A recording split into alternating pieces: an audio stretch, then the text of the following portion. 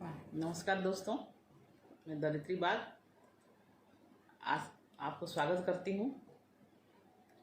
दोस्तों, मेरे जर्नी जो हाउस वाइफ से कैसे बिजनेस वुमेन बनी, आज का स्टोरी मैं उसी से शुरू करती हूँ।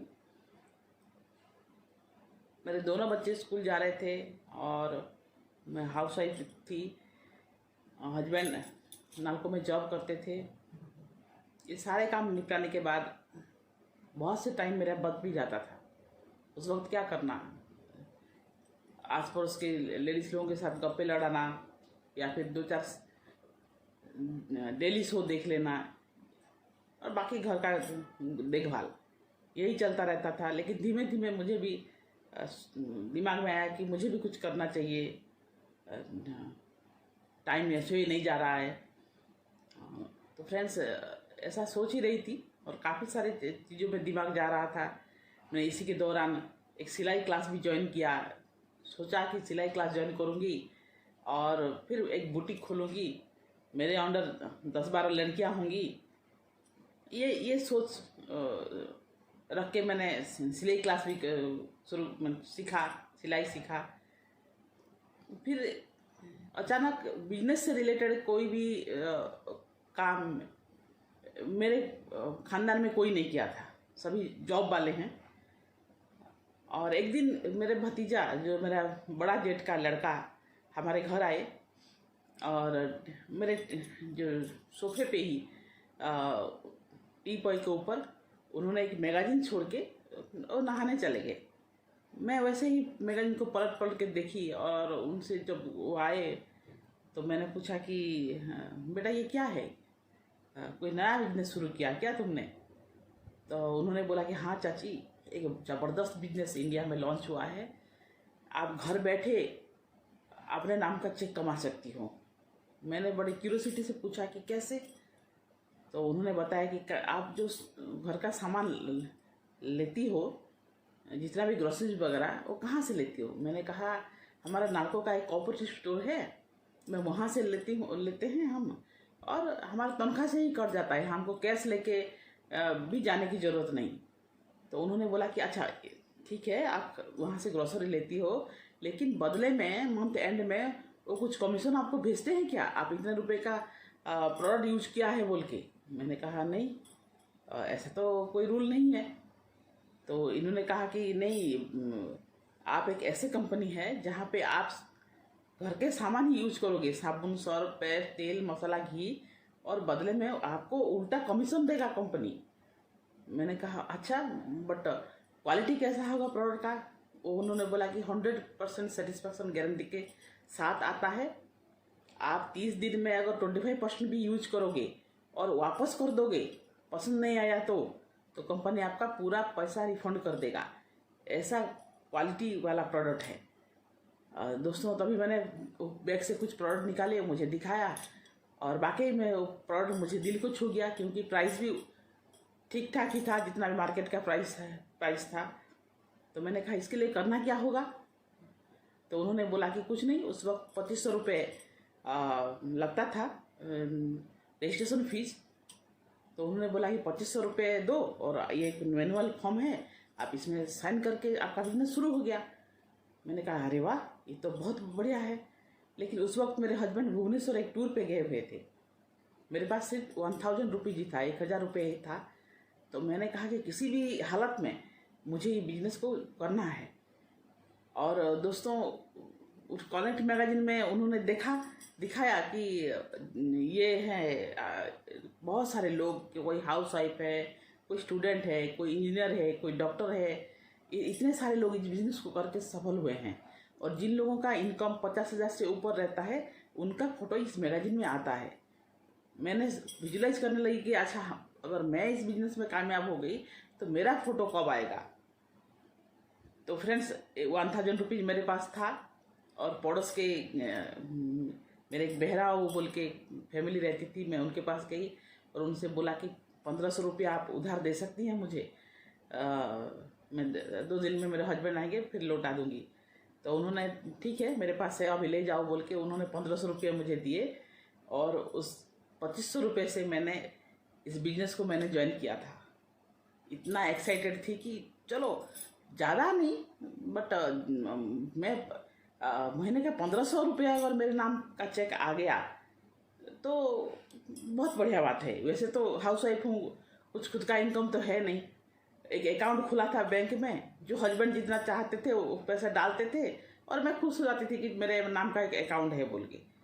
तो अगर महीना में 1500 रुपये आ गया तो ये बहुत बड़ी बात है। इसी एक्साइटमेंट के साथ मैंने ज्वाइन भी कर लिया। और जो मेरे ऑफलाइन थे भतीजे, वो कुछ प्रोडक्ट भी मुझे दे दिए, तो प्रोडक्ट भी इस्तेमाल करने लगी। और प्रोडक्ट बाकी दोस्तों मार्केट के जितने भी प्रोडक्ट हम पहले यूज करते थे उनसे दी बेस्ट था। और मैंने बाकी प्रोडक्ट का भी उनको बताया कि बाकी प्रोडक्ट भी हमको ला के दो, कहाँ से मिलेगा कैसे मिलेगा। उन्होंने बोला कि ठीक है चाची, मैं नेक्स्ट टाइम आऊँगा तो बाकी भी प्रोडक्ट आपके लिए लेके आऊँगा। तो ये गया फर्स्ट पेज।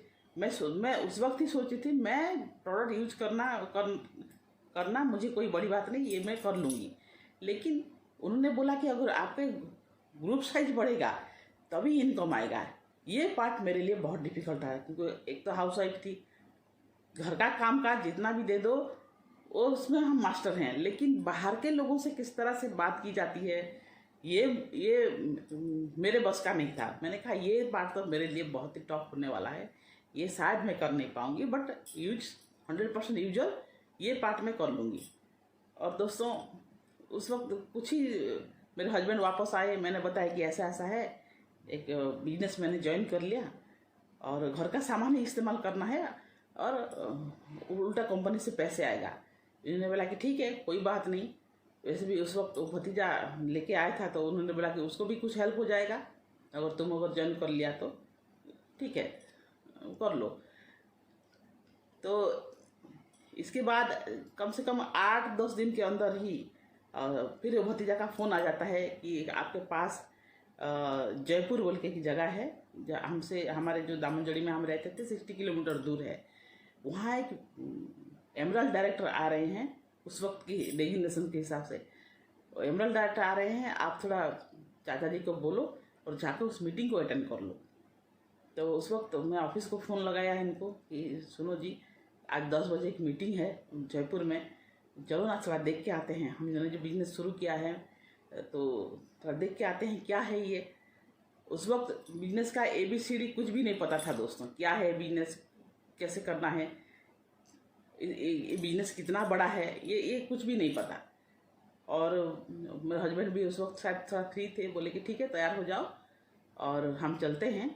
और बच्चों के लिए खाना वाना बना दिया, सामने वाले पड़ोसी को हमने चाबी दे दिया कि बच्चे जब आएंगे तो उनको दे दीजिए, मम्मी पापा शाम को आएंगे, खाना वाना निकाल के खा लेना बोल के बोल दीजिएगा बोल के हमने घर का चाबी उनको दे दिया। और मियाँ बीवी दोनों हम, उस वक्त हमारा मारुति वैन था, तो उसमें हम निकल गए जयपुर की ओर। और बिजनेस मीटिंग शुरू हुआ ठीक टाइम पे ही। और एक कटक से एक वकील आए थे, वही बिजनेस को कर रहे थे और 3 साल उनका हो चुका था इस बिजनेस में, और वो ट्रेनिंग देने के लिए आए थे। वैसे ही छोटा सा कमरा था, 10-12 लोग हम बैठे थे, उसमें से सारे उन्होंने बिजनेस के बारे में एक्सप्लेन किया। मेरे दिमाग में वो 3% 6% उस वक्त जो था वो सारे कुछ समझाए, लेकिन मेरे दिमाग के ऊपर से निकल गया, मुझे कुछ समझ में नहीं आया। फिर जब बिजनेस के आखिर में उन्होंने अपने सूटकेस से एक चेक निकाला और दिखाया कि देखिए ये मेरे इस महीने का चेक है, और उसमें था 80,000 रुपीज़ का। मैंने उस वक्त मैं सोची कि ये बिजनेस तो कुछ और ही है, महीने का 80,000। और उन्होंने बोला कि ये मेरा चेक है, लेकिन मेरे ऑफलाइन महीने का 2 लाख कमाते हैं और उनके जो ऑफलाइन है वो महीने का 5 लाख कमाती हैं। तो और एक मैगजीन दिखाया और उसमें उस ऑफलाइन लोगों का इंट्रोडक्शन दिखाया, अच्छे से समझाया। तो मैं जब मीटिंग ख़त्म हुआ सारे लोग जाने लगे और मैं वापस से बैठ गई और मेरे हस्बैंड को बोला कि थोड़ी देर और बैठते हैं और समझते हैं इस बिज़नेस को। मैंने कहा सर मैं और कुछ समझना चाहूँगी, अगर ये 80,000 रुपया कमाना है तो क्या करना होगा। फिर उन्होंने स्ट्रक्चर बना के दिखा दिया और थोड़ा मुझे क्लैरिफाई किया बिजनेस के बारे में। और साथ ही साथ उन्होंने और एक मीटिंग जो हो रहा था कटक इंडोर स्टेडियम में, जहाँ 10,000 लोग गैदरिंग होने वाले हैं, उसका टिकट उन्होंने दे दिया कि आप हस्बैंड वाइफ थोड़ा उस मीटिंग को अटेंड करने आओ, वहाँ 10,000 लोग का गैदरिंग होगा और ये बिजनेस कितना बड़ा है आप वहाँ पे जाके जान पाओगी। 2 टॉप लीडर जो डायमंड लेवल पे हैं वो आ रहे हैं कपल्स के साथ, 2 कपल आ रहे हैं। वो एक आएंगी बेंगलोर से और एक आएंगी मुंबई से, हम उनको बुलाया है। और उसके बाद आप जानेंगे कि बिजनेस कितना बड़ा है और क्या इसमें फ्यूचर हो सकता है। ओके सर बोल के हम वो टिकट लेके आ गए और मेरे दिलो दिमाग में 80,000 रुपया घूमता था कि सच में इतना बड़ा बिजनेस हो पाएगा।